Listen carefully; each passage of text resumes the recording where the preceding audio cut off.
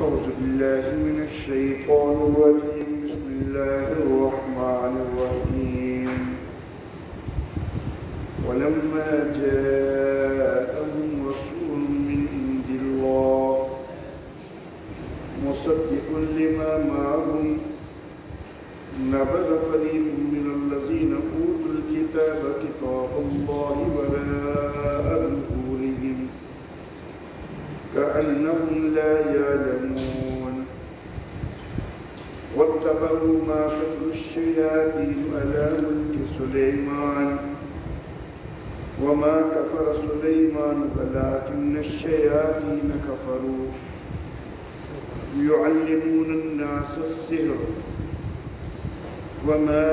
أنزل على الملكين ببابل هاروت وماروت وما يعلمان من أحد حتى يقولا إنما نحن فتنة فلا تكفر فيتعلمون منهما ما يفرقون به بين المرء وزوجه وما هم بضارين به من أحد إلا بإذن الله ويتعلمون ما يضرهم ولا ينفعهم ولقد علموا لمن اشتراه ما له في الآخرة من خلاق ولبئس ما شروا به أنفسهم لو كانوا يعلمون ولو أنهم آمنوا واتقوا لمثوبة من عند الله خير لو كانوا يعلمون صدق الله مولانا العلي العظيم وبلغنا نبيه ورسوله الكريم. اور جب آ گیا ان کے پاس رسول اللہ کی طرف سے تصدیق کرنے والا اس کی کہ جو ان کے پاس ہے، تو پھینک دیا اہل کتاب کے ایک فریق نے اللہ کی کتاب کو اپنی پشتوں کے پیچھے، گویا کہ وہ جانتے نہ ہوں، اور انہوں نے پیروی کی اس کی کہ جو شیاطین پڑھتے تھے سلیمان علیہ السلام کی حکومت میں، اور سلیمان علیہ السلام نے کفر نہیں کیا، اور لیکن شیطانوں نے کفر کیا کہ وہ لوگوں کو جادو سکھاتے تھے، اور جو نازل کیا گیا دو فرشتوں پر بابل میں، ہاروت اور ماروت پر، اور وہ دونوں کسی کو نہیں سکھاتے تھے، یہاں تک کہ وہ کہہ لیتے کہ بے شک ہم تو ایک فتنہ ہیں، ایک آزمائش ہیں، بس تم کفر نہ کرو۔ بس وہ لوگ ان سے سیکھتے تھے کہ جس کے ذریعے جدائی ڈالیں خاوند اور بیوی کے درمیان، اور وہ اس کے ذریعے نقصان دے سکنے والے نہیں تھے کسی کو مگر اللہ کے حکم سے، اور وہ لوگ سیکھتے تھے کہ جو ان کے لیے نقصان دہ تھا اور وہ نفع بخش نہیں تھا، اور البتہ تحقیق وہ جانتے تھے کہ جس نے اس کو خریدا اس کے لیے آخرت میں کوئی حصہ نہیں ہے، اور وہ برا ہے کہ جس کے ذریعے انہوں نے اپنی جانوں کو بیچا، اگر وہ جانتے ہوں، اور اگر وہ ایمان لاتے اور تقوی اختیار کرتے تو اللہ کے ہاں بہتر بدلہ پا لیتے اگر وہ جانتے۔ محترم احباب، گزشتہ درس میں بنی اسرائیل کے یہود کے شبہات میں سے ایک شبہ کا جواب دیا گیا تھا کہ اس نبی کا، محمد صلی اللہ علیہ وسلم کا کہنا یہ ہے کہ میرے پر جبریل وحی لے کے آتا ہے۔ جبریل تو ہمارا دشمن ہے، تو ہم اس بات کو کیوں مانیں کہ جو جبریل لے کے آیا ہے؟ اس کا جواب گزشتہ درس میں دیا جا چکا۔ آج کے درس میں جو میں نے آیات مبارکہ تلاوت کی ہیں، ان میں ان کے دو مزید شبہات کے جوابات اللہ رب العزت نے دیے ہیں۔ ایک شبہ تھا سیدنا سلیمان علیہ الصلاۃ والتسلیمات کے متعلق، اور ایک شبہ تھا ہاروت اور ماروت کے متعلق۔ سیدنا سلیمان علیہ الصلاۃ والتسلیمات کے متعلق جو شبہ تھا، اس کا پس منظر یہ تھا کہ حضرت سلیمان علیہ الصلاۃ والتسلیمات کے دور میں کئی لوگ جادو کی طرف کافی مائل ہو گئے، اور جادو جو ہوتا ہے اس کی بنیاد عموماً کفر اور شرک ہوا کرتی ہے۔ جادو کے لیے الٹی سیدھی باتیں، الٹے سیدھے جنتر منتر پڑھے جاتے ہیں، الٹے سیدھے کلمات کہے جاتے ہیں، جن میں غیر اللہ کی مدد وغیرہ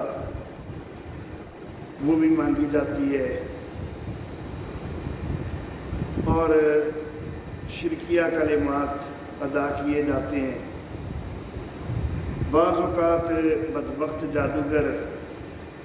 قرآن حکیم کی آیات کو غلط انداز میں پڑھ کے جادو کرتے ہیں۔ تو چونکہ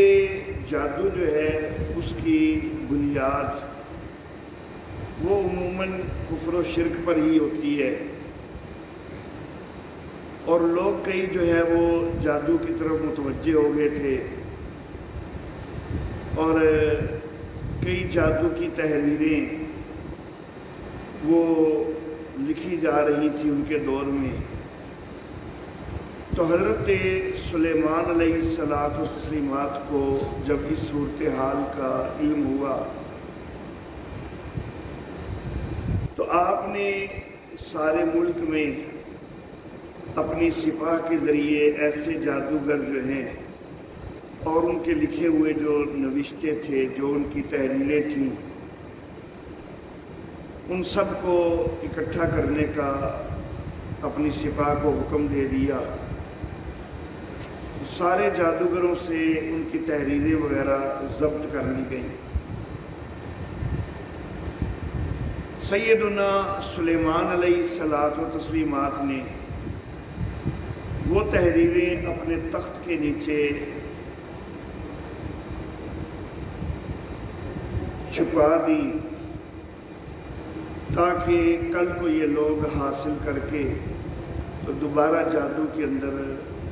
متوجہ نہ ہو جائیں، اس کے اندر دخلنا شروع کر دیں۔ حضرت سلیمان علیہ الصلاۃ والتسلیمات کے دل میں یہ بات نہ آئی کہ ان تحریروں کو جلوا دیتے۔ انہوں نے صرف اپنے تخت کے نیچے جو ہے ان کو چھپا دیا، شاید زمین کھود کے نیچے دفن کر دیا۔ سیدنا سلیمان علیہ الصلاۃ و تسلیمات کی جب وفات ہو گئی تو اس کے کچھ عرصہ بعد شیاطین نے لوگوں کو پٹی پڑھانا شروع کر دی کہ دیکھو جو حضرت سلیمان علیہ السلام نے اتنی بڑی حکومت کی ہے، ہواؤں کو بھی حکم دیتے تھے اور جنات بھی ان کے تابع تھے، چرند پرند کے اوپر بھی ان کی حکومت تھی، تو شیاطین نے لوگوں کو یہ پٹی پڑھانا شروع کر دی کہ یہ سارا کچھ جادو کے زور پر تھا۔ اور پھر کچھ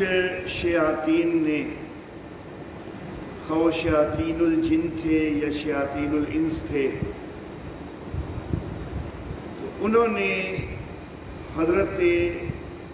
سلیمان علیہ الصلاۃ و تسلیمات کے تخت والی جگہ کو دعا کے تو اس کے نیچے سے وہ تحریریں سامنے کر دی لوگوں کے، اور کہا کہ دیکھو یہ سارا کچھ تھا کہ جس کی بنا پر حضرت سلیمان علیہ السلام اتنی حکومت کرتے تھے، اور ان تحریروں کے اندر شرکیہ کلمات وغیرہ، غیر اللہ کی پکار وغیرہ یہ چیزیں موجود تھیں۔ تو یہ حضرت سلیمان علیہ الصلاۃ و تسلیمات کے اوپر ایک بہت بڑا الزام لگ گیا ان کی وفات کے بعد کہ وہ سارا کچھ جو کچھ بھی کرتے تھے، جو ان کی حکومت تھی، تو اس کی بنیاد جادو پر تھی۔ اب لوگوں کے 3 گروہ بن گئے۔ ایک گروہ وہ کہ جو یہ کہتا کہ یہ حضرت سلیمان علیہ الصلاۃ و تسلیمات پر سراسر الزام ہے، حضرت سلیمان علیہ الصلاۃ و تسلیمات جادوگر نہیں تھے معاذ اللہ، وہ اللہ کے نبی تھے، اور ان کی یہ جو بہت بڑی حکومت تھی وہ اللہ رب العزت کی طرف سے معجزانہ طور پر تھی۔ ایک گروہ کا یہ کہنا تھا یہ اہل حق تھے۔ دوسرے گروہ کا یہ کہنا تھا کہ ہے تو اللہ کے نبی تھے، لیکن ان کی یہ حکومت وغیرہ جو ہے وہ ساری ان چیزوں کے ساتھ ہی تھی، یہ جادو وغیرہ کے ذریعے ہی ان کی حکومت تھی، تو پھر جب اللہ کا نبی بھی یہ جادو وغیرہ کر رہا ہے تو پھر یہ جادو وغیرہ جو ہے یہ جائز ہو گیا۔ تو دوسرا گروہ یہ تھا، لیکن یہ لوگ جو ہیں یہ خطا پر تھے، غلطی پر تھے۔ اللہ کا نبی تو کفر و شرک سے پاک ہوتا ہے، اور جادو کی ان تحریروں کے اندر کفر و شرک موجود تھا، اور ان لوگوں نے اس کی نسبت حضرت سلیمان علیہ السلام کے ساتھ کر کے تو اس کو جائز قرار دینا شروع کر دیا۔ تیسرا گروہ وہ تھا کہ جو یہ کہنے لگ گیا کہ حضرت سلیمان علیہ السلام حقیقت میں اللہ کے نبی تھے ہی کوئی نہیں، وہ تو صرف ایک حکمران تھے اور جادو کے ذریعے یہ حکومت کرتے تھے، تو یہ اللہ کے نبی کا انکار کرنے لگ گئے، یہ بھی خطا پر تھے۔ تو صرف پہلا گروہ جو ہے وہ حق پر تھا، دونوں دوسرے گروہ جو ہیں انہوں نے کفر کو اختیار کر لیا۔ ایک نے کفر و شرک والے جادو کو جائز قرار دے دیا، ایک نے نبی کی نبوت کا انکار کر دیا، اور یہ دونوں معاملات ہی کفر و شرک والے تھے۔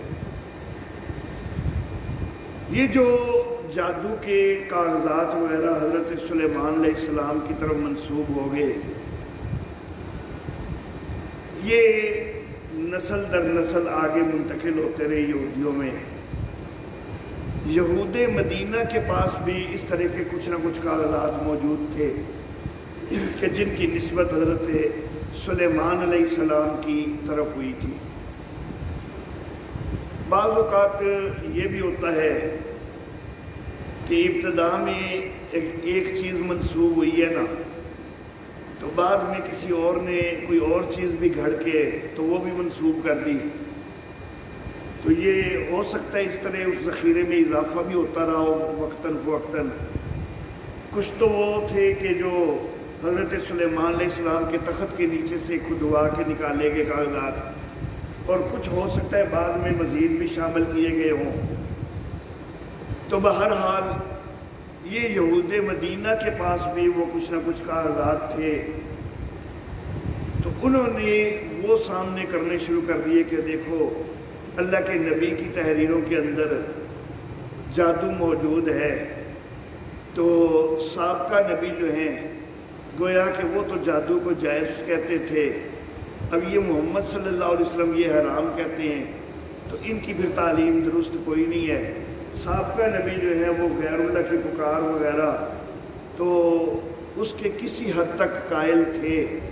یہ نبی تو سب کچھ منع کر رہا ہے۔ تو یہ اشکال اور ایک شبہ جو ہے یہ یہود پیش کرنے لگے۔ دوسرا شبہ ہاروت اور ماروت کے متعلق کہ ہاروت اور ماروت دو فرشتے تھے اور اللہ رب العزت نے ان کو جادو سکھا کے بھیجا تھا دنیا میں۔ اگر جادو قطعاً حرام ہوتا، جائز نہ ہوتا، تو پھر اللہ ہاروت اور ماروت کو کیوں سکھاتے؟ اور یہ محمد صلی اللہ علیہ وسلم یہ تو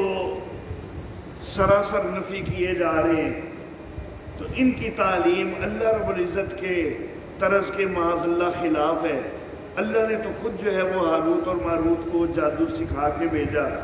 اور یہ نفی کر رہے ہیں۔ تو یہ ہاروت اور ماروت کے متعلق اشکال۔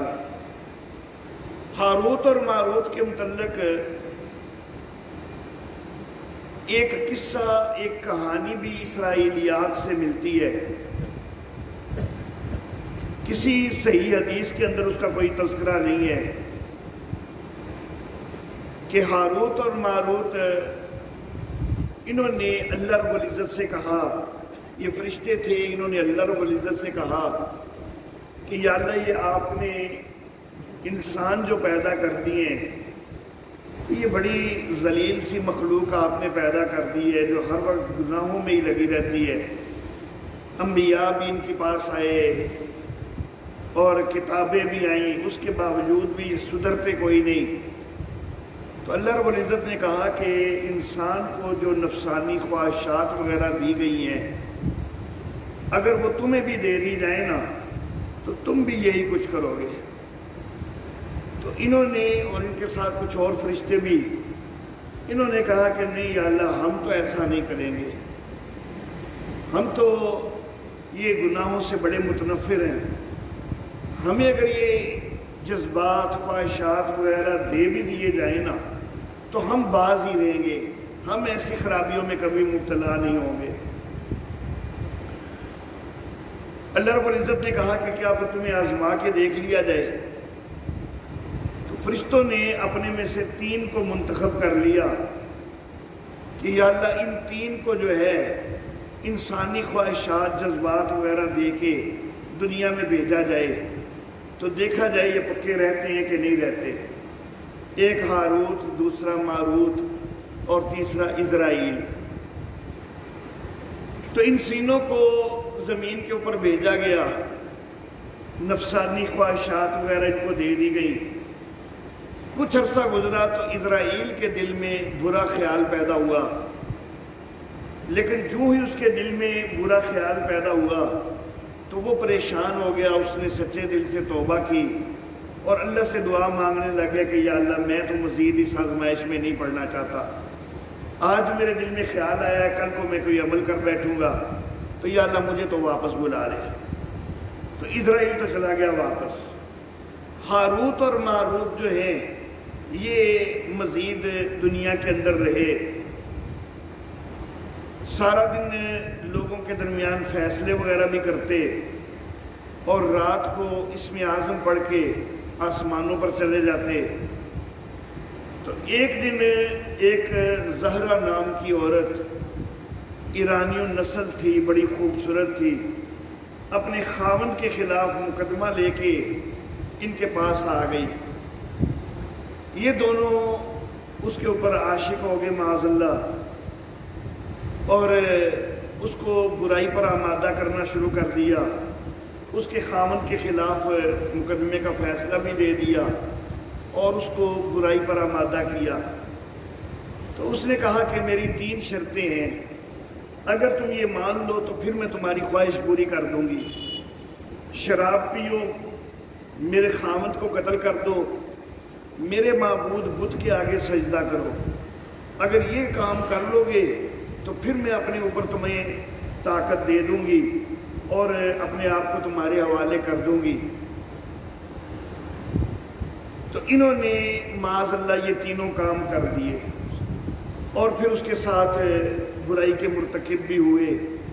اس عورت کے ساتھ۔ تو جس وقت اس کے ساتھ یہ ملوث ہوئے تو اس نے ان سے پوچھا کہ آپ روزانہ کیا پڑھ کے آسمانوں کی طرف چلے جاتے ہیں؟ تو انہوں نے اس عورت کو اسم اعظم سکھا دیا، تو وہ عورت اسم اعظم پڑھ کے تو آسمانوں کی طرف چلی، لیکن پھر وہ آسمانوں پر پہنچی نہیں، آسمان کے قریب پہنچ کے مسخ کر دی گئی، اور زہرہ ستارہ کی شکل میں جو ہے وہ آسمانوں کے اوپر ہمیں نظر آتی ہے، تو وہ زہرہ ستارہ بنا دی گئی۔ یہ جو دونوں فرشتے ہیں انہوں نے شام کو اسم اعظم پڑھ کے اوپر جانا چاہا، لیکن ان کے پروں نے کام نہ کیا اور یہ اوپر نہ جا سکے۔ اب ان کو ندامت ہوئی، پریشانی ہوئی، حضرت ادریس علیہ السلام کے پاس آ گئے کہ ہم سے یہ غلطی ہو گئی ہے، تو اب آپ ہمیں کوئی راہ بتائیے۔ تو حضرت ادریس علیہ السلام نے اللہ رب العزت سے دعا کی، تو اللہ رب العزت کی طرف سے حکم آیا کہ دو چیزوں میں سے اب ایک تو قبول کرنی پڑے گی، یا دنیا کی سزا قبول کر لو یا آخرت کی سزا قبول کر لو۔ تو انہوں نے کہا کہ ہم دنیا کی سزا قبول کر لیتے ہیں۔ تو ان کو بابل کے اندر ایک کنویں کے اندر جو ہے وہ الٹا لٹکا دیا گیا، اور یہ آج تک وہاں الٹے لٹکے ہوئے بابل کے کنویں میں، اور یہ آج تک لوگوں کی ایک آزمائش بنے ہوئے ہیں۔ جادو ان کو آتا ہے، لوگ ان کے پاس جادو سیکھنے جاتے ہیں، لیکن یہ کہتے ہیں کہ ہم آزمائش ہیں، تم اس کفر کو نہ کرو،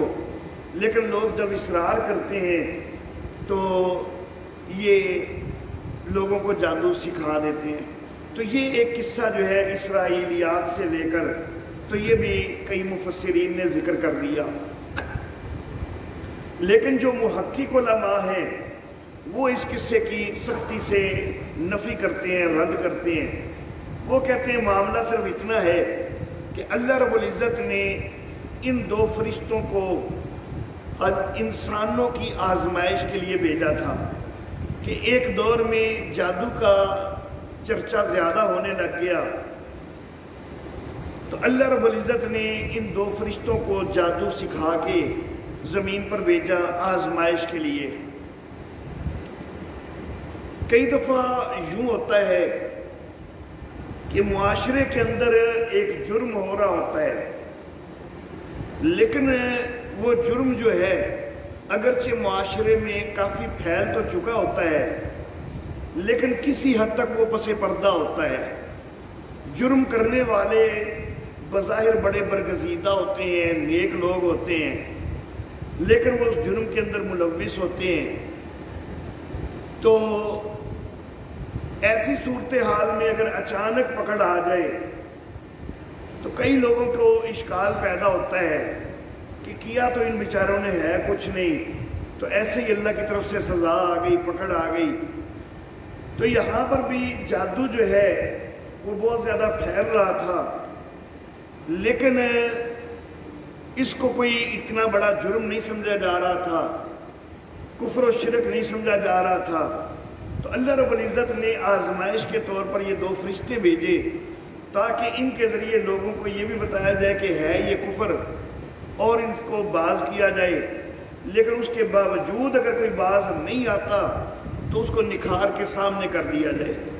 تو اللہ رب العزت نے ان فرشتوں کو یہی حکم دیا کہ انسانی شکل میں جاؤ، لیکن دنیا والوں کو اپنا چھپانا نہیں، ان کو واضح بتا دو کہ ہم ہیں اللہ کے فرشتے، صرف تمہاری آزمائش کے لیے آئے ہیں۔ اللہ نے ہمیں جادو سکھایا ضرور ہے، لیکن ہم تمہیں تنبیہ کرتے ہیں کہ یہ کفر ہے، اس راہ پہ نہ چلو۔ اللہ کی طرف سے ہمیں یہ اجازت ضرور ہے کہ اگر تم زیادہ اصرار کرو ہم تمہیں سکھا تو دیں گے، لیکن ہے یہ کفر۔ تو یہ اس لیے ان کو بھیجا گیا کہ جو اس تنبیہ کے باوجود بھی جادو ہی سیکھنے کا اصرار کریں تو وہ نکھر کے سامنے آ جائیں۔ جب ان کو پتہ بھی چل چکا کہ یہ کفر ہے، یہ فرشتے تنبیہ بھی کر رہے ہیں، اس کے باوجود وہ جادو ہی سیکھنے کا اصرار کریں تو وہ نکھر کے سامنے آ جائیں گے، تو پھر سزا آئے تو پھر کسی کو اشتباہ نہیں ہوگا کہ جی کیا تو انہوں نے کچھ بھی نہیں تھا تو ایسی ہی سزا آ گئی ہے، ایسا کوئی معاملہ نہیں ہوگا۔ تو اس لیے ان کو بھیجا گیا تھا۔ بہرحال اللہ رب العزت ان شبہات کے جوابات دیتے ہیں۔ اللہ رب العزت فرماتے ہیں کہ وَلَمَّا جَاءَهُمْ رَسُولٌ مِّنْ عِنْدِ اللَّهِ، جب ان کے پاس اللہ کا رسول آ گیا، اللہ کی طرف سے رسول آ گیا، یعنی نبی اکرم صلی اللہ علیہ وآلہ وسلم تشریف لے آئے، مصدق لما معہم، تصدیق کرنے والے اس کی کہ جو ان کے پاس ہے، کہ نبی اکرم صلی اللہ علیہ وسلم تورات کی بھی تصدیق کر رہے ہیں، اور نبی اکرم صلی اللہ علیہ وآلہ وسلم ان کو کہہ رہے ہیں کہ دیکھو تورات کے اندر بھی بشارتیں موجود ہیں، اور ان بشارتوں کا مصداق بن کے میں آ گیا ہوں۔ میری نبوت تورات کے لیے ایک تصدیقی سرٹیفکیٹ بن جاتی ہے، کیونکہ تورات میں جو بشارتیں موجود ہیں میرے ساتھ وہ بشارتیں مکمل ہو رہی ہیں، تو پھر میرا آنا گویا کہ تورات کی تصدیق بن رہا ہے، تو مجھے تم نبی مانو۔ تو جس وقت نبی اکرم صلی اللہ علیہ وآلہ وسلم کو یہ دعوت دے رہے ہیں، نبذ فریق من الذین اوتوا الکتاب کتاب اللہ وراء ظہورہم، تو وہ لوگ کہ جن کو کتاب دی گئی، اہل کتاب جو تھے، انہوں نے اللہ کی کتاب کو بھی پس پشت ڈال دیا، یعنی کہ تورات جو بشارتیں رکھتی تھی جس سے ان کو واضح پتہ چل رہا تھا کہ واقعی اللہ کے نبی ہیں، تو انہوں نے تورات کو بھی پس پشت ڈال دیا، تورات کی بھی بات کوئی نہیں مانی۔ کأنہم لا یعلمون، تورات کو اس طرح نظر انداز کر دیا کہ گویا ان کو پتہ ہی کوئی نہیں، حالانکہ ان کو اچھی طرح پتہ تھا کہ تورات کی تعلیمات اور قرآن کی تعلیمات ایک جیسی ہیں، اور تورات وہ بشارتیں بھی دیتی ہے کہ جو نبی اکرم صلی اللہ علیہ وسلم کی نبوت کو ثابت کرتی ہیں، لیکن انہوں نے تورات کو ایسے پس پشت ڈال دیا گویا کہ ان کو معلوم ہی نہ ہو، یہ جانتے ہی نہ ہو۔ یہاں پر اللہ رب العزت نے تورات کے متعلق یہ بات فرمائی کہ یہودیوں نے تورات کو پس پشت ڈال دیا۔ پس پشت ڈالنا یہ ایک محاورہ ہوتا ہے، مراد اس کی یہی ہوتی ہے کہ تورات کے اوپر انہوں نے عمل نہیں کیا، تورات سے روگردانی کی، اس سے منہ موڑا، اصل مراد تو یہی ہے، لیکن لفظوں میں تعبیر یہ ہو گئی نا کہ وراء ظہورہم، پشتوں کے پیچھے ڈال دیا، پس پشت ڈال دیا۔ تو احناف قرآن حکیم کے اوپر عمل کرنے میں کوشش کرتے ہیں کہ زیادہ سے زیادہ قرآن حکیم پر عمل ہو، تو احناف کہتے ہیں کہ اصل مراد تو یہی ہے کہ اللہ کی کتاب سے روگردانی انہوں نے کی تھی، تو روگردانی کرنا جائز نہیں ہے، اصل مراد اگرچہ یہی ہے، لیکن چونکہ اللہ رب العزت نے جو الفاظ استعمال فرمائے ہیں تو الفاظ یہ ہے کہ انہوں نے اپنی پشتوں کے پیچھے ڈال دیا، تو گویا کہ اللہ کی کتاب کو پشت کے پیچھے کرنا تو یہ بھی غیر مناسب ہے لغوی معنی کے لحاظ سے۔ تو یہ قرآن حکیم بھی اللہ کا کلام ہے، اللہ کی کتاب ہے، تو اس کی طرف پھر پشت نہیں ہونی چاہیے، اگرچہ اصل مراد آیت مبارکہ کی یہی ہے کہ اللہ کے کلام سے روگردانی نہیں ہونی چاہیے، لیکن چونکہ لفظ یہ استعمال ہوئے تو لفظوں کے اوپر بھی زیادہ سے زیادہ عمل ہو جائے، تو قرآن حکیم کی طرف پشت نہیں ہونی چاہیے، پیٹھ نہیں ہونی چاہیے، تو احتیاط کرنی چاہیے۔ بہرحال وَاتَّبَعُوا مَا تَتْلُو الشَّيَاطِينُ، انہوں نے تورات کو تو ڈال دیا پس پشت، اور پیروی کرنے لگ گئے اس کی کہ جو شیطان پڑھتے تھے علی ملک سلیمان علیہ السلام کی حکومت میں، وما کفر سلیمان، حالانکہ سلیمان علیہ السلام نے تو کفر نہیں کیا، ولیکن الشیاطین کفروا، لیکن شیطانوں نے کفر کیا، یعلمون الناس السحر، کہ وہ لوگوں کو جادو سکھاتے تھے، نسبت اس کی حضرت سلیمان علیہ السلام کی طرف کر دیتے تھے، اور سکھاتے خود تھے، اپنے پاس سے انہوں نے وہ چیزیں بنائی ہوئی تھی، حضرت سلیمان کی طرف منسوب کی ہوئی تھی۔ حتیٰ کہ آج تک بھی کئی لوگ جو ہے نا وہ جادو حضرت سلیمان علیہ السلام کی طرف منسوب کرتے ہیں۔ آج بھی کئی الٹے سیدھے نقش بنا کے تو نقش سلیمانی کے نام سے ان کو معروف کیا جاتا ہے، تو یہ خباثت آج تک بھی جاری ہے۔ کتاب اللہ کو پس پش ڈال کے تو شیاطین نے جو سلیمان علیہ السلام کے ملک میں پڑھا تو اس کو یہ پڑھتے ہیں، اس کے پیچھے چلتے ہیں۔ اور وما انزل علی الملکین ببابل ہاروت و ماروت، اور یہ اس کے پیچھے چلتے ہیں کہ جو دو فرشتوں پر نازل کیا گیا بابل کے اندر، ہاروت اور ماروت کے اوپر، ان کو اللہ نے جادو کا علم دے کے بھیجا ایک آزمائش کے لیے، لیکن انہوں نے اللہ کی کتاب کو پس پش ڈال دیا اور ان کے جادو کو انہوں نے اختیار کر لیا۔ حالانکہ وَمَا يُعَلِّمَانِ مِنْ أَحَدٍ، وہ دونوں کسی کو جادو سکھاتے کوئی نہیں تھے، حَتَّى يَقُولَا، یہاں تک کہ وہ دونوں یہ بات کہہ لیتے، إِنَّمَا نَحْنُ فِتْنَةٌ فَلَا تَكْفُرْ، بے شک ہم تو ایک آزمائش ہیں پس تم کفر نہ کرو۔ لیکن لوگ پھر بھی جو ہے وہ ان کے اوپر اصرار کر کے ان سے جادو ہی سیکھتے۔ فَيَتَعَلَّمُونَ مِنْهُمَا، لوگ ان سے سیکھتے، مَا يُفَرِّقُونَ بِهِ بَيْنَ الْمَرْءِ وَزَوْجِهِ، کہ جس کے ذریعے خاوند اور بیوی کے درمیان جدائی ڈال سکیں۔ تو جادو سیکھتے اور جادو بھی وہ سیکھتے کہ جس کے ذریعے میاں بیوی کے درمیان جدائی ڈال سکیں، حالانکہ یہ بہت بڑا جرم ہے۔ حدیث مبارکہ میں آتا ہے کہ شیطان جو ہے وہ اپنا تخت بچھا کے بیٹھتا ہے، اس کے چیلے چانٹے آ کے اس کو اپنی رپورٹیں پیش کرتے ہیں، لیکن وہ کہتا جاتا ہے کہ خاص کام کوئی نہیں کیا تم نے، خاص کام کوئی نہیں کیا، کوئی اتنا بڑا مار کا کوئی نہیں مارا۔ لیکن ایک آتا ہے وہ کہتا ہے میں نے ایک میاں بیوی کے درمیان جدائی ڈلوا دی ہے، تو شیطان خوش ہو کے اس کو گلے لگاتا ہے کہ تم نے صحیح کام کیا ہے۔ تو یہ لوگ بھی ایسے جادو کے پیچھے لگے ہوئے تھے کہ جو یہ سب سے بڑے شیطانی کام ہوئے کی طرف جاتا کہ میاں بیوی کے درمیان جدائی ڈلواتے۔ وَمَا هُمْ بِضَارِّينَ بِهِ مِنْ أَحَدٍ، یہ اس جادو کے ذریعے کسی کو نقصان پہنچا سکنے والے کوئی نہیں تھے، إِلَّا بِإِذْنِ اللَّهِ، مگر اللہ کے اذن سے۔ یعنی جادو کے اندر بھی جو تاثیر ہے تو تاثیر بہرحال وہ اللہ ہی کے حکم سے ہے، اگر اللہ تاثیر نہ رکھتا تو جادو کے ذریعے بھی نقصان نہ دیا جا سکتا، لیکن یہ انسانوں کی آزمائش کے لیے اللہ نے تاثیر رکھ دی۔ وَيَتَعَلَّمُونَ مَا يَضُرُّهُمْ وَلَا يَنْفَعُهُمْ، اور وہ ان سے وہ سیکھتے کہ جو ان کے لیے نقصان دہ تھا، ان کے لیے وہ کوئی نفع بخش نہیں تھا۔ وَلَقَدْ عَلِمُوا، حالانکہ وہ یہ بھی جانتے تھے کہ لَمَنِ اشْتَرَاهُ، کہ جس نے اس چیز کو خریدا، مَا لَهُ فِي الْآخِرَةِ مِنْ خَلَاقٍ، تو پھر آخرت میں اس کا کوئی حصہ نہیں ہوگا۔ وہ فرشتے ان کو پوری تنبیہ بھی کرتے تھے کہ یہ نہ سیکھو، یہ سیدھا کفر ہے، تم سیدھے جہنم رسید ہو جاؤ گے، لیکن وہ پھر بھی جو ہے اصرار کر کے جادو ہی سیکھتے اور آخرت کی پرواہ نہ کرتے۔ وَلَبِئْسَ مَا شَرَوْا بِهِ أَنفُسَهُمْ، بڑی بری چیز ہے کہ جس کے بدلے انہوں نے اپنی جانوں کو بیچ دیا۔ لَوْ كَانُوا يَعْلَمُونَ، اگر وہ جانتے ہوتے۔ وَلَوْ أَنَّهُمْ آمَنُوا وَاتَّقُوا، اگر وہ ایمان لاتے اور تقوی اختیار کرتے، لَمَثُوبَةٌ مِّنْ عِندِ اللَّهِ خَيْرٌ، تو اللہ کے ہاں اچھا بدلہ پا لیتے۔ لَوْ كَانُوا يَعْلَمُونَ، اگر وہ جانتے ہوتے۔ جمہور محقق علماء نے یہی تفسیر کی۔